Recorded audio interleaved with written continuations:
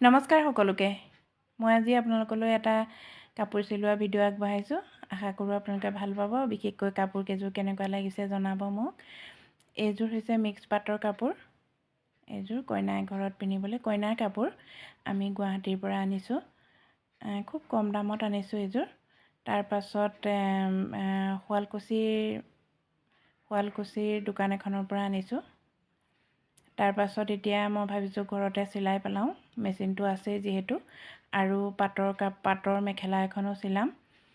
এনেকৈ দিনটো মোৰ ৰাতিপুৱাই মেচিনটো বাহিৰলৈ উলিয়াই লৈছোঁ আৰু এতিয়া সকলোকে ভাত খুৱাই, ভণ্টিও আহিছিল, ভাত খুৱাই এতিয়া মই কাপোৰযোৰ চিলাবলৈ লৈছোঁ। পটিখিনি চাদৰতে পটি লাগি আছে। বৰ ধুনীয়া কালাৰটো, এয়া দেখিছেনে, ইমান ধুনীয়া কালাৰটো। তাৰ পটিখিনি মই কাটি লৈ ধুনীয়াকৈ বান্ধি থ'ম।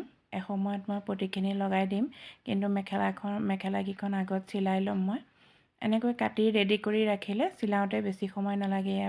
মই পটিখিনি কাটি লৈছোঁ, কাটি ধুনীয়াকৈ মেৰিয়াই বান্ধি থৈ দিম। কামৰ মাজতে এইবিলাক সৰু সৰু কামবিলাক নকৰিলে থাকি যায়, গতিকে মই যেতিয়াই সময় পাওঁ এনেধৰণে ৰেডি কৰি ৰাখোঁ। পটিবিলাক কাটি ৰাখোঁ, তাৰপাছত মেখেলা কাটি ৰাখোঁ, তাৰপৰা আগবিলাক চিলাই ৰাতি যেতিয়া অকণমান আজৰি পাওঁ তেতিয়া দহি বটোঁ। মই দহি বটা ভিডিঅ'টো আপোনালোকক দেখাম বাৰু। আমাৰ মহিলাসকলৰ সঁচাকৈয়ে সময়েই নাই দেই। বিশেষকৈ বিহু বতৰ এতিয়া। ৰাতিপুৱাই আলহী আছিল, আলহীক জা জলপান দিলোঁ, সেয়া ভিডিঅ' দিবলৈই নহ'ল। ভিডিঅ' কৰিবলৈও এটা এক্সট্ৰা সময় লাগে, গতিকে ভিডিঅ' নকৰিলোঁ। আৰু এতিয়া মানে ভণ্টিহঁত আহিছিল, ভাত খোৱাকৈ মাতিছিলোঁ। সিহঁত আহিছিলে, সিহঁতৰ কাৰণে ভাতৰ যোগাৰ ৰেডি কৰিলোঁ। ভাত খোৱা ভিডিঅ'টো অৱশ্যে মই বনাইছোঁ, ষ্টেণ্ডডাল ফিট কৰি থৈছোঁ যে, সেইকাৰণে মই ভিডিঅ'টো ধুনীয়াকৈ কৰিব পাৰিলোঁ। আৰু সেইটো মই এতিয়া এডিট কৰাই নাই। তাৰপাছত মই ভাবিলোঁ এতিয়া মই এই কাপোৰখিনি ধুনীয়াকৈ চিলাই লওঁ। বিয়াও পাইছেহি, সোনকালেই চিলাই ৰেডি কৰিব লাগিব। গতিকে মই কাপোৰকেইটা এনেধৰণে কাটি কুটি থৈ দিছোঁ। সময় পালেই চিলাম। অলপ অলপকৈ চিলাই সময় পোৱাই এনেকৈ চিলাই থৈ দিওঁ। তাৰপাছত ধুনীয়াকৈ ইস্ত্ৰি কৰি জাপি থৈ দিম। ঘৰত পিন্ধা কাপোৰ অৱশ্যে কেইবাযোৰো মই এনেকৈ চিলাই হৈ গ'ল, মই ভিডিঅ' কৰিব নোৱাৰিলোঁ। আৰু কেইযোৰমান আছে, সেই কেইযোৰ চিলাওঁতে নিশ্চয় ভিডিঅ' কৰি আপোনালোকক দেখুৱাম। কালাৰটো কেনেকুৱা লাগিছে জনাব। এইবোৰ চব ধুনীয়াকৈ চাদৰৰ পটি এনেধৰণে মই বান্ধি থৈ দিওঁ, তেতিয়া সুতুৰ মুচুৰ নাখায়। আৰু চাদৰবিলাক জাপি মই এতিয়া পলিথিনত ভৰাই থৈ দিম।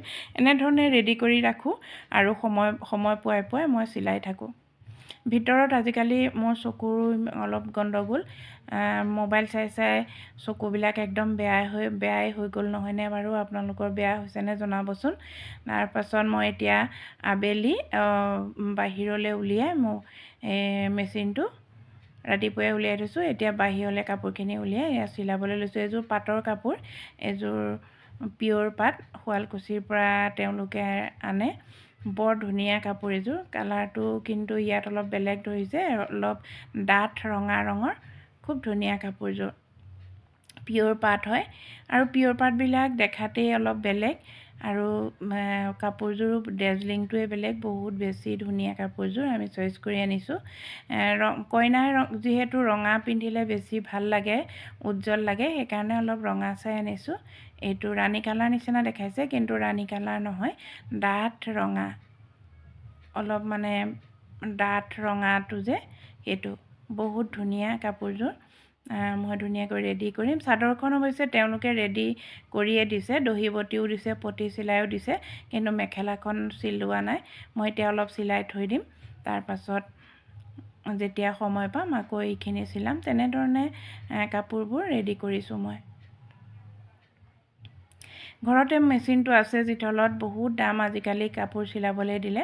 গতিকে মেচিনটো আছে যিহেতু মই ঘৰতে সময় পোৱাই কাপোৰবিলাক চিলাই আছোঁ। এই মেখেলাখন মই এনেধৰণে চিলাইছোঁ। ইয়াত আকৌ তল কাপোৰ লগাব লাগিব।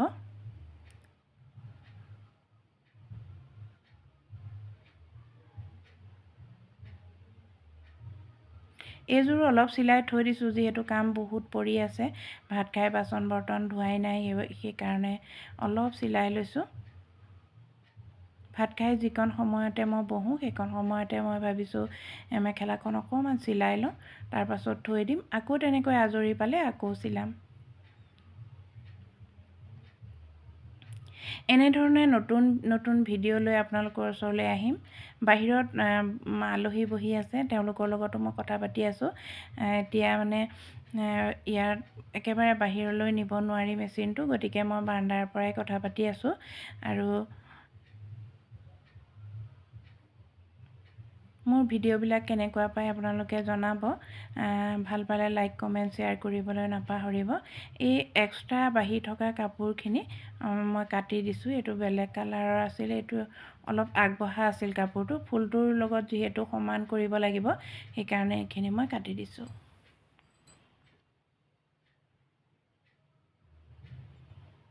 এতিয়া মই ইয়াত ফলছটো চিলাই ল'ম। ফলছটো এইটো কালাৰে আনিছোঁ, গতিকে ফলছটো মই চিলাই ল'ম। আৰু এইবিলাক একেবাৰে গেৰুৱাৰ ওচৰত তললৈ, ভৰিৰ ওচৰলৈ পৰা সেইখিনি ধুনীয়াকৈ চিলাব লাগে, নহ'বা চিলনিটো কেতিয়াবা উজুত খাই ছিঙি থাকে, সেইকাৰণে দুবাৰ তিনিবাৰ এনেকৈ মই চিলাই দিছোঁ।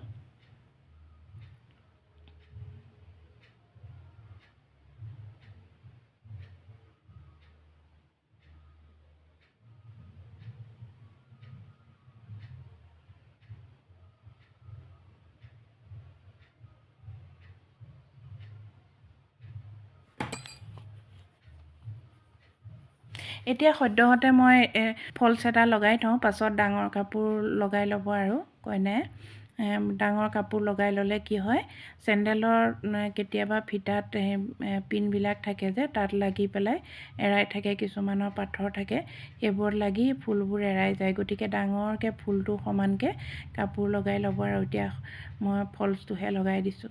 এনেদৰে নতুন ভিডিঅ'লৈ